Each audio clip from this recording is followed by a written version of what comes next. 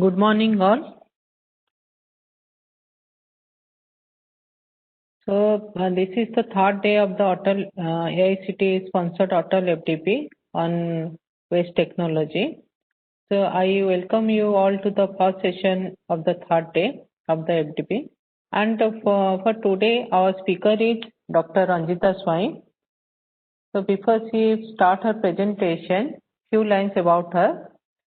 Dr. Ranjita Swai has completed her doctoral degree from Institute of Minerals and Materials Technology, Bhubaneswar in Mineral Processing Specialization. Presently, she is working as an Associate Professor and Head of Chemical Engineering Department of C.V. Raman Global University. She is also the Dean for Research and Development of the university. Her research area includes mineral processing, nanomaterials, value addition from waste materials, etc. She has many awards and publications in national and international journals. Today she will present her expertise on value addition of partially lateralized khondrolite rock, PLK rock generated during bauxite mining.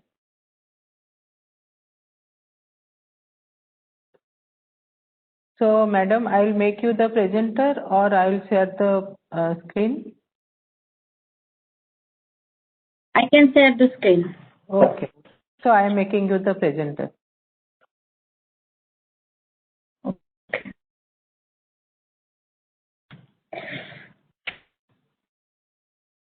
Madam, you can start.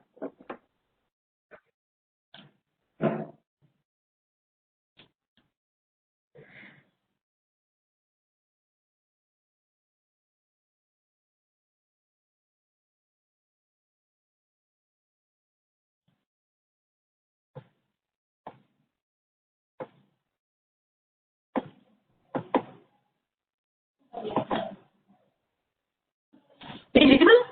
Yes, very clear. Okay.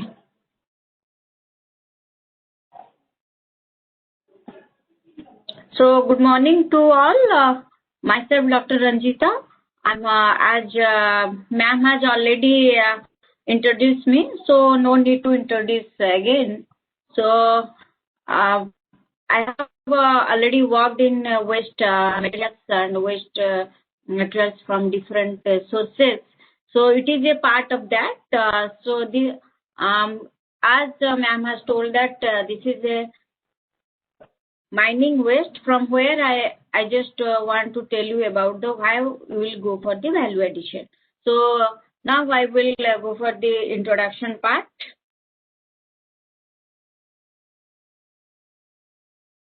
So as we know that India as well as the world is very much excited about the aluminium industries are there. So in the aluminium industries, basically we are using the bauxite as a raw material, the major raw material. So as we are moving to bauxite, there is resources from different sources. As we will compare in India, there is different resources of bauxite in different areas, and you can see that Odisha also coming under this. And India is the largest bauxite deposits, having the deposits of bauxite or aluminium industries, and it is coming up in different states as it is shown here. And it is another point that where the bauxite deposit basically in Odisha. In Odisha, we can see the in Koraput area, Panchpatmali Plateau. That section is very much rich in bauxite. So that what will happen in the as it is a rich in bauxite deposit. So all of so much or so many types of industries coming up in that location. So here you can see from this map, you can see the bauxite mining, and here you can see how the companies are coming up slowly to the Panchpatmali Plateau because of the bauxite deposits. Utkal, L&T, Vedanta, Nalco, and Aditya Birla. So this is the location map of the Panchpatmali bauxite deposit of Odisha. So now, as I have told you about the bauxite, because as a PLK rock or partial lateralized condylite rock is one of the waste generated at the mining site of the bauxite ore. So here, this is you can see here the if we will produce alumina of 1 ton, we can generate or we can extract the 5 tons of bauxite. And with the bauxite ore, how much solid waste is generating. You can see here, this is the green one is the overburden. First overburden is one of the part which will be, first of all, it will be digging out and it will be used for the plantation purpose. Then this is the same amount of bauxite, 5 tons of bauxite you can, it is for the example, the 5 tons of bauxite is also excavated from the mining site as well. And after processing, smelter plants, so that after processing, the industrial waste is also generated, that is called fly ash and red mud of this. So you can see that this much of the waste is generating. So next, coming to this point, why we'll move to this part, PLK rock? Because why it will be coming out with the bauxite? Because it is a partially lateralized condylite rock, because bauxite is coming from condylite rock. Whenever it is a weathering process is not fully complete, then it will be partially weathering process is going on. Then what will happen? That condylite rock is partial lateralized condylite rock, and it is not suitable for the production of alumina, because it is having alumina, silica, and titania, iron, everything is there, but alumina percentage is also more. But what will happen here, the kaolinite clay, or you can tell it as the reactive silica is more. That's why it is not economically viable to get the alumina from this bauxite. Sorry, this is from the PLK rock. So now, why will PLK rock? It is you can use it for different sources, because PLK rock is also contain alumina of 40 to 50%, silica also 40%. So it can be used as a different value-added product for different industry. So as the demand for the demanding of this situation of a new era, we can demand for the pillar and ceramic and refractory industries, because the steel industries are also coming up. So they need refractories, refractory bricks, everything. So coming to the demand, what will happen? What the things we can use, or what the raw materials we can use for that? So here for the ceramic or filler industries, natural raw materials you can use kaolin clay, talc, calcite powder. So these are the things you can use for the preparation of ceramic or filler materials. And if these materials are day by day, what will happen? It will be just going down or decreasing down, because as it is a natural source. So this is PLK rock is one of the resource, we can tell it as a potential resource to accommodate or to alternative the sources or natural sources for the filler and ceramic industry. So this is the demand for the kaolin clay, where the demand is for the different sectors like paint, pigment, pesticides, glass, cosmetic, and rubbers. And kaolin clay, why I will go for the kaolin clay? Because when you will see this PLK rock, this is the composition is not much more different from kaolin clay, and their properties also similar to kaolin clay. So you can use also as the kaolin clay for different purposes. And this is the minerals can be used for refractory industrial application in India. So these are also known to many persons that kaolin clay, chromite, feldspar, kyanite, quartzite. So these are the basic minerals used for the refractory industrial application.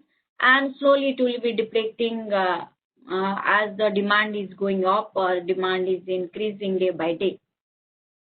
So coming to the point, how much I will tell about the NALCO. let us take NALCO as one of the area of the aluminum. It is in Odisha. It is the leading aluminum industry, and it is having the largest consumption of the aluminum. As aluminum production is more, so consumption of the bauxite is more here. So here we can see the bauxite. They are mined 6.3 million tons per annum bauxite to produce 2.1 million tons of alumina per year for NALCO. So whenever they are mining 6.3 million tons bauxite, at the same time, equal amount means 6.3 million tons per annum is partially mineralized condylite rock is also generating, and it is generating, and it cannot be used for alumina production, so it is dumped at the mine site as a waste material. So you can see this is the sectional view of the how the bauxite and partial laterite, condylite, laterized and kaolinized and goethite, how they are in the mining area, how the section will be different. So here you can see the section, stratigraphic section of the bauxite deposit in different parts. These are the some of the locations of the Damanjodi bauxite area. You can see these are the bauxite area, and white patches you can see somewhere. So that is nothing but your PLK rock with bauxite. Because this is a clay. Clay is kaolin clay is white in color, and that is mixing with the bauxite. Whenever it is mixed with that, it cannot be mined mine the bauxite time to time when there is any clay type things will be there. So what will happen? They will just leave it as it is. So these are the dumping site of this NALCO Damanjodi area. So now this is the physical, some of the characteristics we have to find out. So we have picked up some of the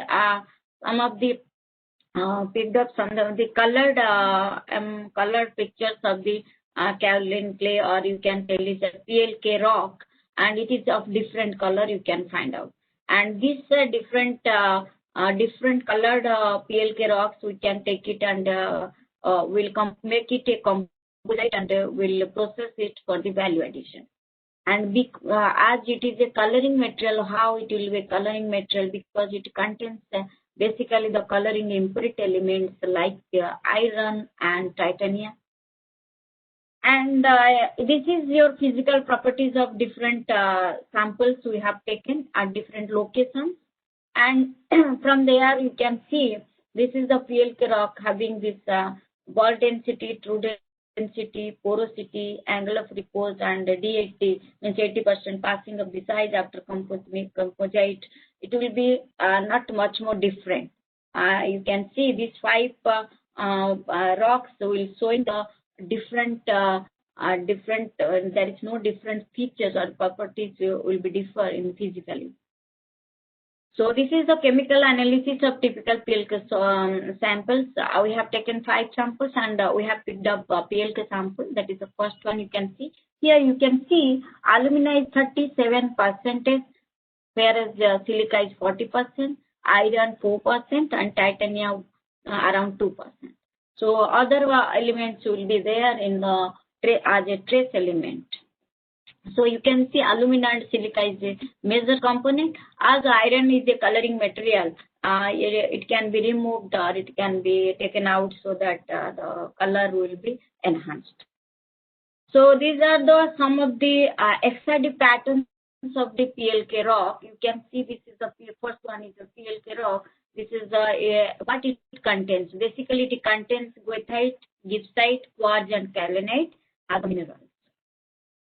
And here, I have shown you some of the thermal analysis of PLK rock, which will be showing that exothermic and endothermic peaks, and that peaks will be showing the what type of minerals are present.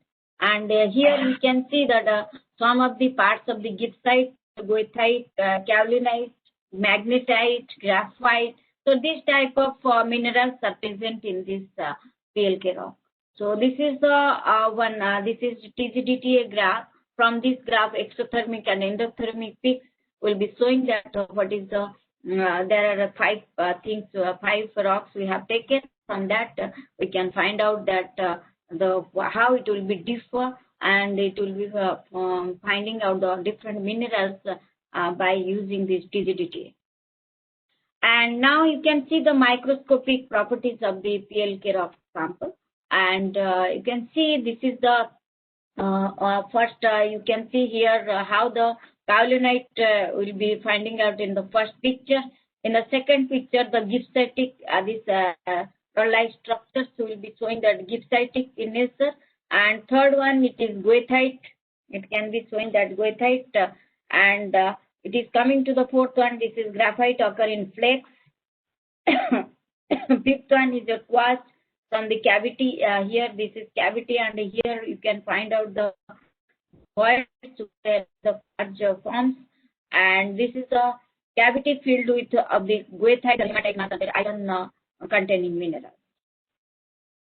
And these are the scanning electron microscopic some of the pictures we can see here for the PLK rock.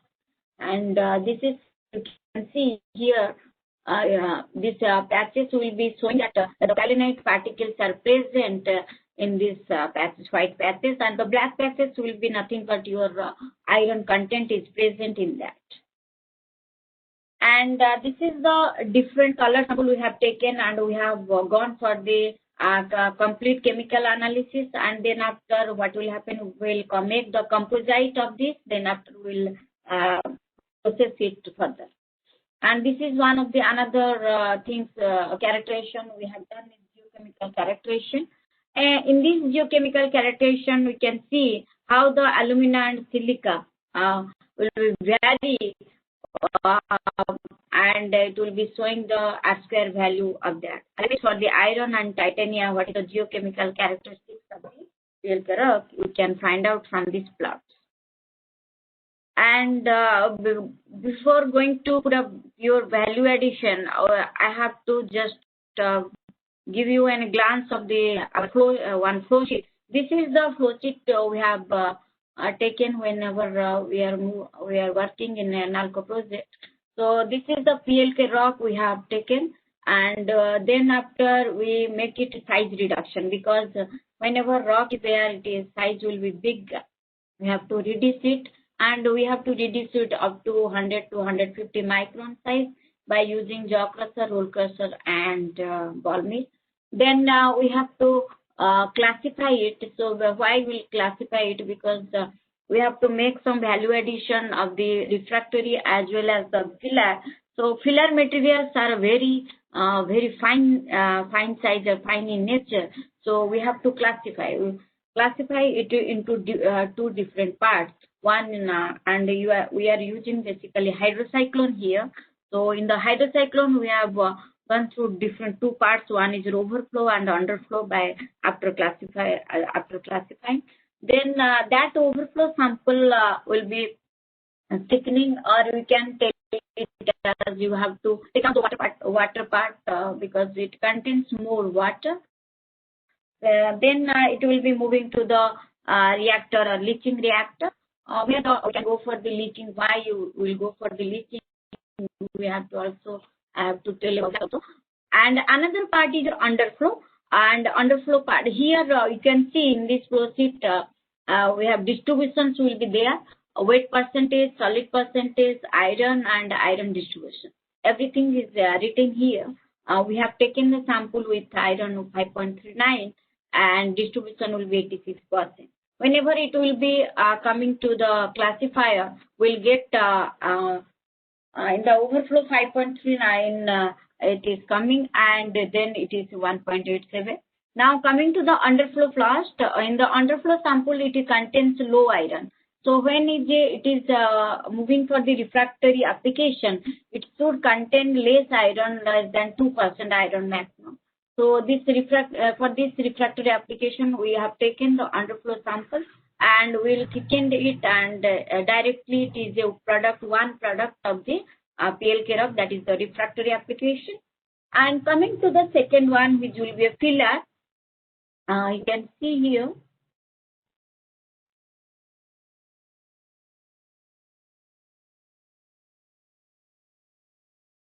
Here, this is the overflow sample. We have to take it for the thickener, or you can in a lab scale, you filter it or whatever.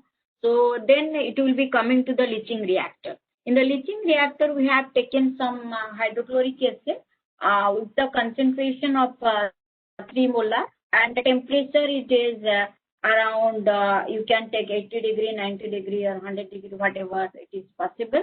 Then we have to go for the leaching. In the leaching reactor, we have to take 1 hour, 2 hour, 3 hour, and 4 hour. So it depends when we have taken out the whole part of the iron content will be taken out, or it will be removed completely. So then it will be, after leaching, we will move for the filter phase. And in the filter phase, after the filter phase, you will get the residue and lithium. Residue will be washing properly time to time, because it contains it is acidic in nature. So you have to neutralize it. Then after the neutralization, that cake will be dried up, and that cake will be dried up, and you can see this is after drying, it will be find out the product, second product with the filler grade. And here iron content will be around below 1%, and you can get the percentage of 65.4%. So distribution is 80% of the distribution is there. So here one thing is there, 80%. It is the brightness. You can find out the brightness, because in the filler industries or ceramic industries, we need the brighter, or the coloration will be above 70%. So that's why we have taken the brightness characteristics by using brightness meter, and here we'll get the 80% of the brightness. So these two products are valuable products we will get from the peak rock from mining waste. So this is the flow sheet I have shown you, because whenever we'll move one by one, you can also have a detailed idea about everything. So this is another flow sheet. After calcine, we have gone for the magnetic separation, and then after magnetic separation, we gone for the non-mag part as the filler grade, and as it is under flow, is gone for the product. So this is two things we have taken for this furniture filler and just refractory. So coming to the comminution. In the comminution, we have gone for the jaw crusher first of all. And in the jaw crusher, we have taken, this is the size analysis properly. With the size analysis, you can see how the alumina and silica will be distributed throughout the size analysis, and iron also. Here we can take the, first of all, jaw crusher, because size reduction should be proper. So then after we'll move to the size and chemical analysis of the roll crushed product. Here iron will be less, 1.91%. It is the distribution, and it is our total calculated head is 4.3 here. Now coming to the size reduction coarser, and where the liberation is there. Liberation means whenever we will move for the size reduction, basically where the minerals will be liberated out, at what size. That will be the major part in this section, in the comminution section. So in this part, what will happen, we will move to the jaw crusher and roll crusher product. We can find out that whenever this is crushing, all the surface, on the surface, that is the iron material will be there, that is the goethite, that is very fine in nature, and it is coming out and accumulate at a certain part. So as it is a fine, so it will be accumulate at the fine particles, that is below 45 micron. And coarser particles means that is above 45 micron. So this is the distribution of the coarse and fine particles for the jaw crusher and roll crusher product. And you can see their alumina distribution, it is 37 and 35% respectively in the jaw crusher, and in the roll crusher 37 to 35% in the products. So here from the structure or from the surface, we have to liberate out the iron and other particles. And this is the small flow sheet of this crossing or size reduction. for the selective liberation of the iron and titanium minerals. Now you can see effect of grinding time on accumulation of iron. Whenever we are moving for the grinding or whatever we are using a tumbling mill, so whenever we are with respect to time, we'll just 1 minute, 2 minutes, 3 minutes we have gone, and when time is improving, we'll find that the passing size will be improving and iron size will be distributing. Here you can see 100 at the 150 micron size, the iron percentage is 5.1, which will be accumulated major part in this section after coming. So this is the grinding with the particle size. With respect to different time and roll crusher product we have taken. Here you can see the roll crusher product is much more. It is slowly it will be liberating the iron content as well as the particle size will be moving. It is the cumulative percent passing. Means we have to find out what is the size at the 80%, what is the size at the roll crusher and other timing devices.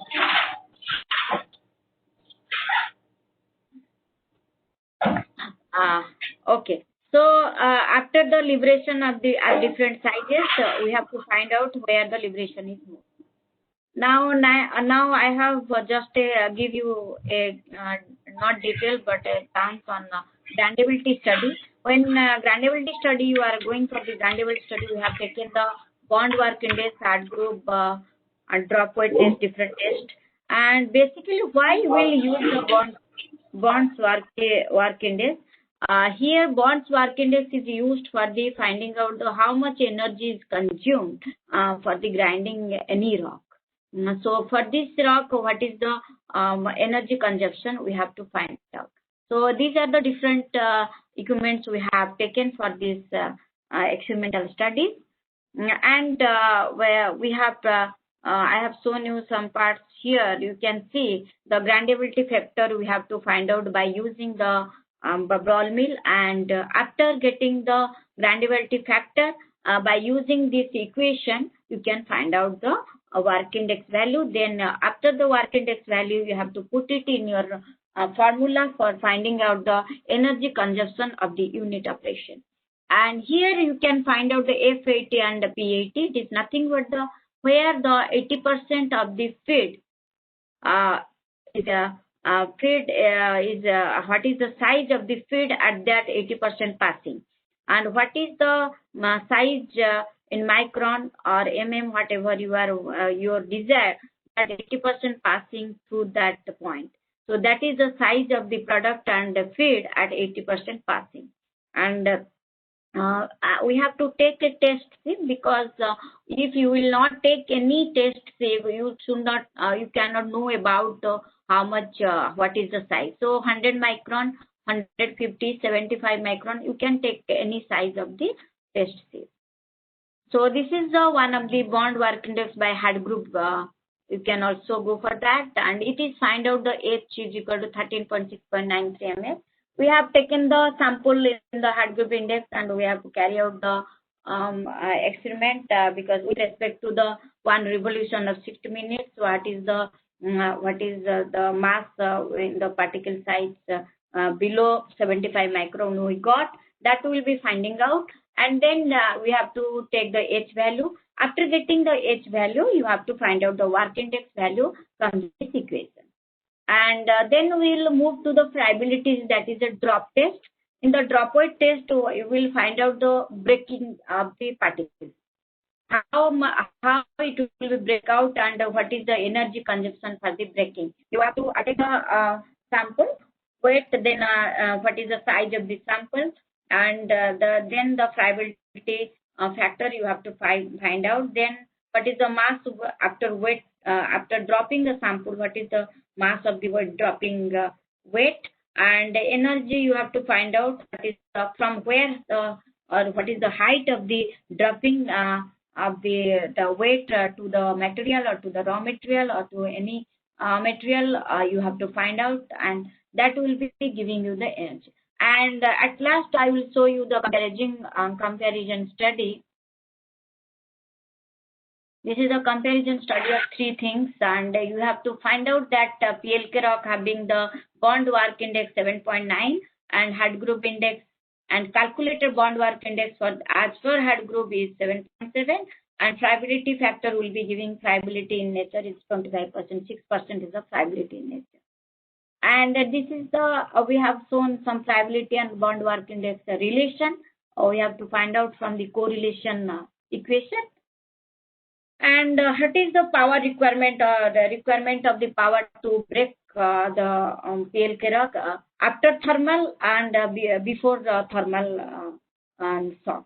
So you have to find out the grindability first, then work index and the power. So these are the, we'll see that one, the energy saving will be coming around 52.8% when it is thermal shock treatment will be given to the material. And this is the, after the thermal cracking will be coming, you can find out the cracks, how it will find, and the effect of the grinding time on the thermal shock. It is also showing that if the thermal shock is more at 1123 degree Kelvin, it will be showing the grinding will be much more better than natural one. And after this one, cracking will be forming, and the thermal shock treatment is free milling PLK-Rock containing quartz, silicate, and iron oxide. Under thermal shock irradiation, selective heating of the different mineral components result in the thermal stress cracking. Microcrack will be forming due to the size, due to the upward grinding, and it allows the size reduction and the liberation also.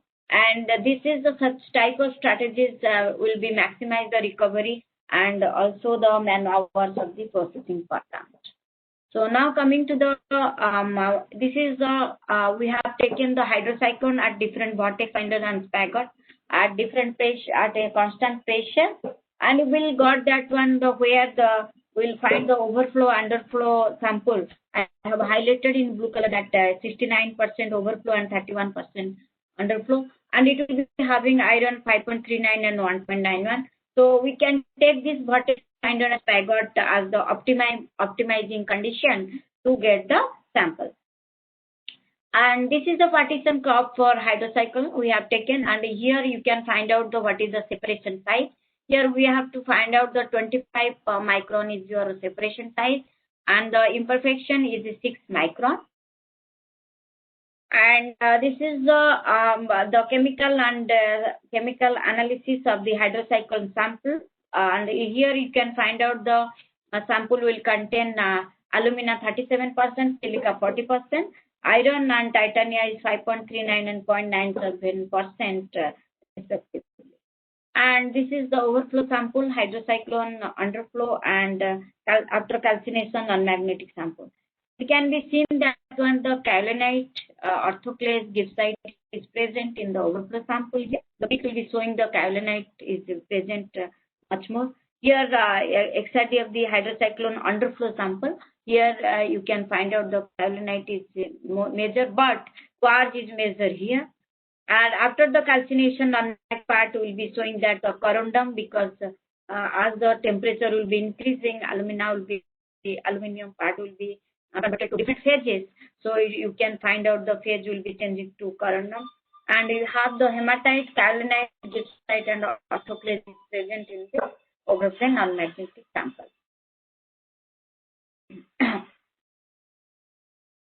Now coming to the so here 1 minute.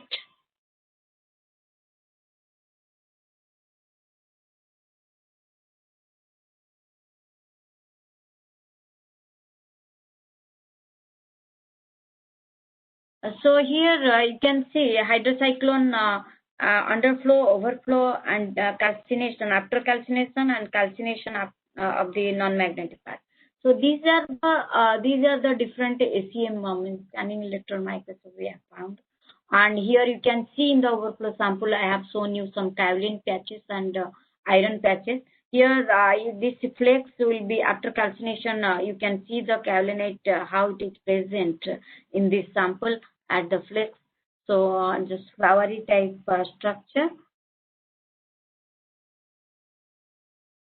Now this is the EDAX. From the EDAX, you can find out how much iron, titania, alumina, and silica is present. And this is the effect. We can move to the leaching. As I have told you, the refractory sample is the underflow sample will be directly moving to the refractory application, and all the overflow sample will be coming for the leaching purpose.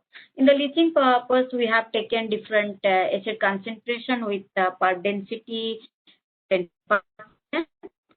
stirring speed, temperature, and time period. So we have to see that one from this agitation, we have to optimize the agitation speed. Then after we have to optimize what is the molarity. Then we have to optimize the time period and temperature slowly. Then we have to find out the optimum condition. Likewise, we have taken different samples here, and with the different sample, we have taken 3 and 6 molar different hydrochloric concentration. And here we can find out after certain hours or certain hydrochloric acid concentration, it will be reaching to high percentage, 99%, around 99% of the distribution, or you can tell it as iron recovery at that point. And we have to optimize that one. And we have to, after the optimization of the molarity, then we will come into the here you can see the 2 things will be coming out, 3 molar and 6 molar we have shown here. And this is at different temperature and time period. We have taken the different samples and iron percentage or iron dissolution. And here we have to find out the kinetic study for this purpose. This kinetic study, why we'll go for the kinetic study? Because we have to know that the activation energy and which order will be fit for this. We have also gone through that, and first order we have to find out the first order is fit for that, and we have to go for the kinetic study. In the kinetic study, we have 2 things. So F1 model we have taken, and then shrinking core model also we have taken. These 2 things we have taken for this things. So this is the. Then now we have to move for the Arrhenius plot. Everything after taking all these things, we have to find out the K value. K value means that is a constant after the taking these orders. And then what is the temperature? We have taken 1 by T into 10 to the minus 3 and ln K. And we have to plot the graph, and from that graph, you have to find out the slope. And from that slope, you have to find out what is the activation energy. Here, the activation energy, it is coming for the 41.2 for the shrinking core model, and for 63.9 per mole for this activation, apparent activation energy for the first order. So these are the different.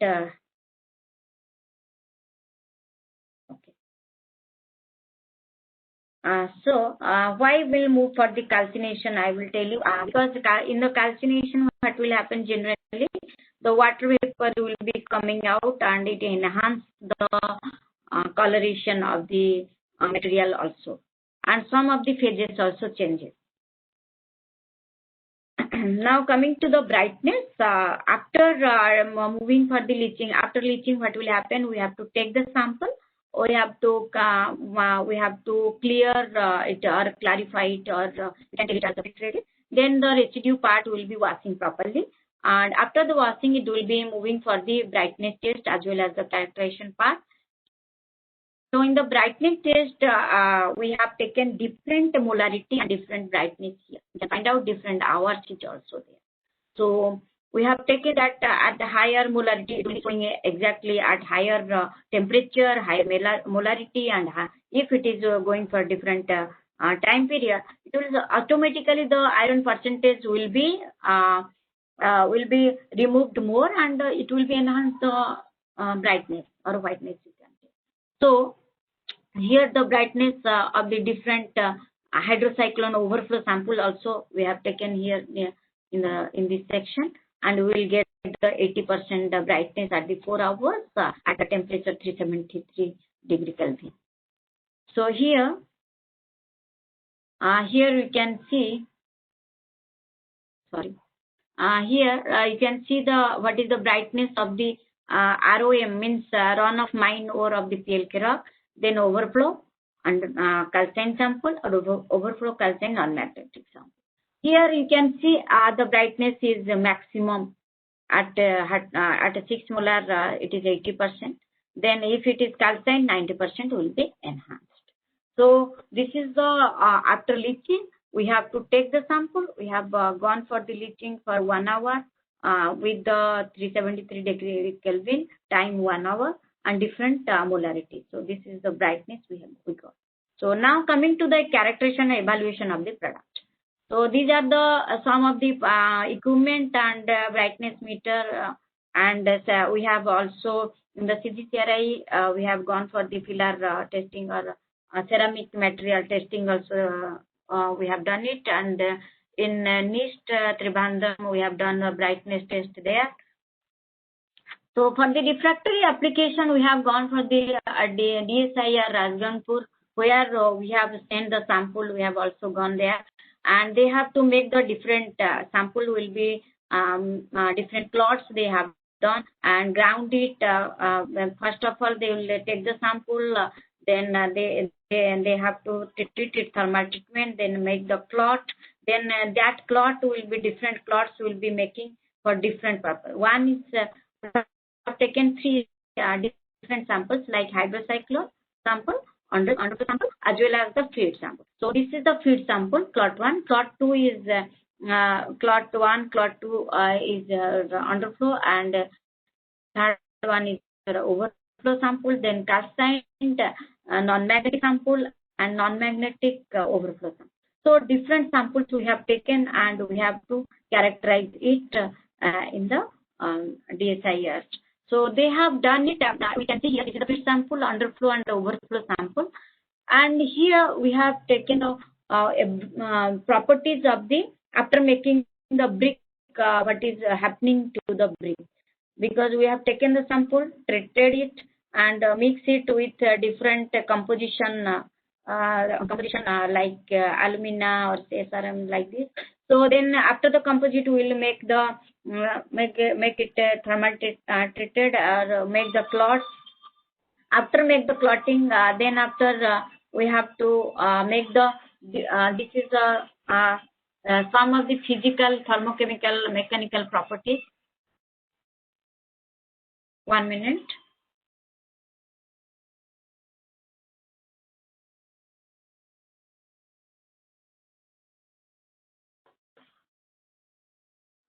So here you can see the brick 1, brick 2. We have taken feed sample, we make the brick. Underflow sample, make the brick, and overflow sample, make the brick. Means we have take the sample, we just make a mold. In that mold, we will press it at a 400 kilonewton pressure. After making the brick, it will be thermal treated. After the treatment, we'll take the sample for the different characterization part.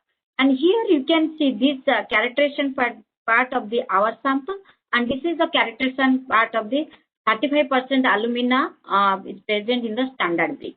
So here you can see refractoriness under load. You can find out it is 30-50 minimum requirement, and we got in every and each and every brick will be giving you the minimum one, and it will be up to 1450. It can withstand.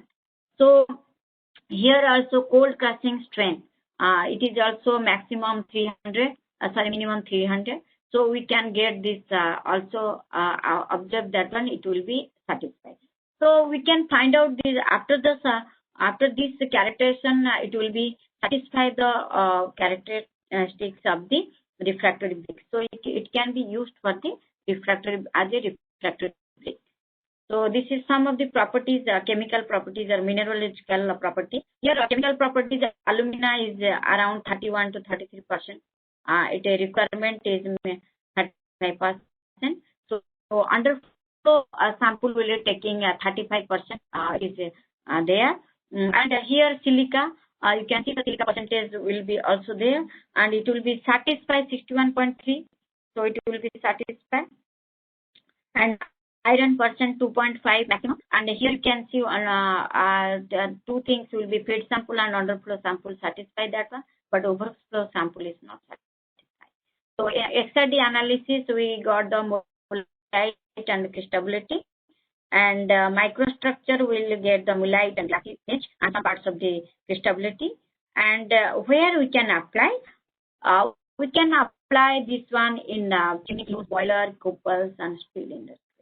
So these two samples can be used in different. So you can see this is the bricks made from the feed underflow sample and overflow sample, but you can see these two samples will be showing the bricks are very nice in nature.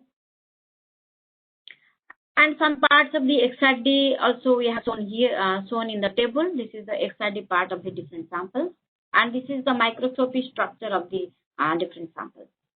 And now coming to the filler industry or ceramic industrial application of the overflow sample.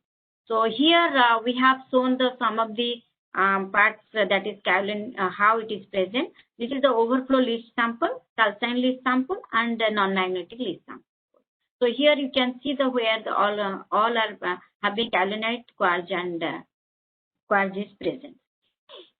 This is the same studies. In the same studies, you can find out that this is the plates are there. This is the kaolinite. These patches will be kaolinite.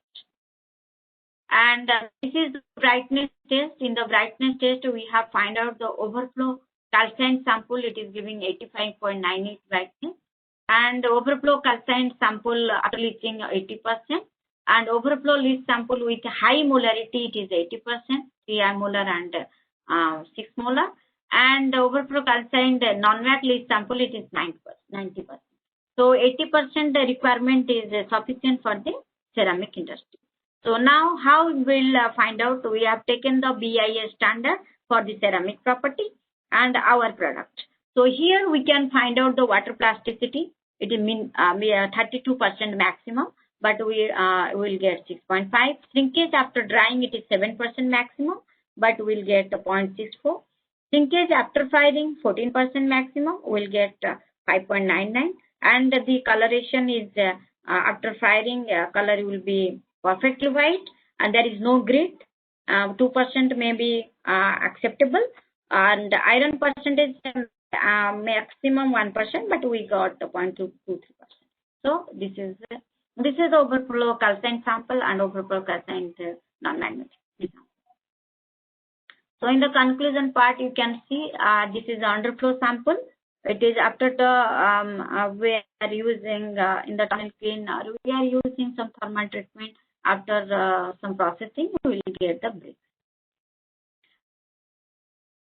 And these bricks, and this is the hydrocyclone underflow sample was molded brick shape, and it can be done 1400 degrees centigrade with 20 hours. And we have tested it in Orient and Dalmia Institute of Scientific and Research Center.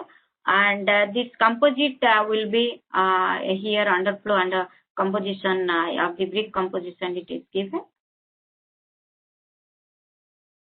So it can be used in the different applications like boilers, steel industries, or refractory bricks in the wherever you can your requirement, after the requirement it can be. And this is the leaching part industry, and this is the superfine hydrocyclone sample. After leaching, it will be giving you the filler material. So here the brightness will be 80.07%, and iron is 0.23%. Brightness and this iron percentage showing in the optimizing condition is 3 molar acid concentration. And this is we have shown you the models earlier. So this is suitable for the industry. You can also use it in filler industry. And the filler industries like nano means ceramic, glass, plate, insulators, sinks. These are the things you can use. And it is already tested in CGCRI, and ceramic property it is established. So the novelty of the present investigation, what I have told you, This is the selective liberation. This is very simple technology. Selective liberation should be needed for the refractory application and filler application. And this is a very technology support the concept of the zero waste. And this is advocates the today's waste to the tomorrow's resource for filler and refractory industry. And we have also gone for the cost estimation, and it is showing that 500 lakhs can be profit, can get the profit if NALCO will be adopted this process. So thank you.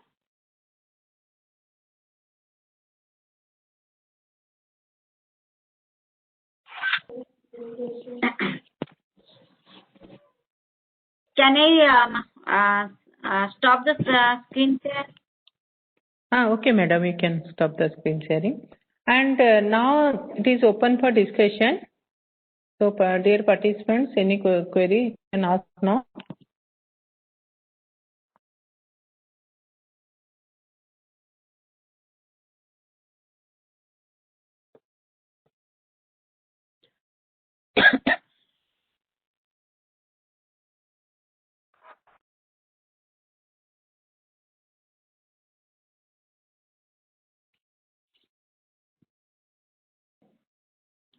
Good morning, madam. Okay, sir, continue. Madam, the refractories which you are making from the waste are giving the same life as the normal refractories that we are getting?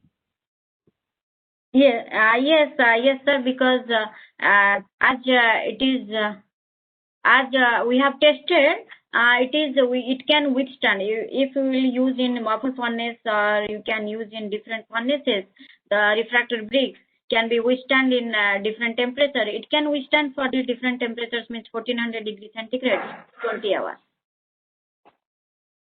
And also resistance to chemical attack? Yes, sir. Yes, sir. That is also tested. Okay, thank you. Any more questions from the participant side?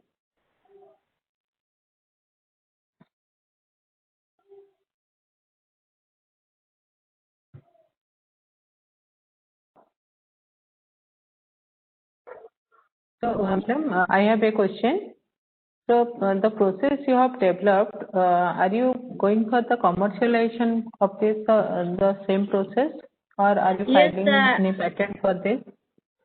Yes, this can be taken up by the NALCO, but for that also it is not a issue, because this technology is very simple. NALCO can adopt, and recently also we had that it will be adopted by the NALCO as it is a project already over. So that we have a project with the JNRDC Nagpur by taking up this project from the NALCO, and it will be very soon it will be taken up by the NALCO for commercialization purpose. From the audience side, any more questions?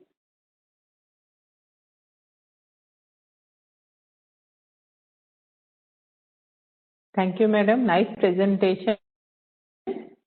Great work. Okay, thank you, madam. Thank you to C.V. Raman Global University. As I am a faculty of the C.V. Raman Global University, I am thanks to AICTE for giving this opportunity to our colleagues or our university. So thank you, madam.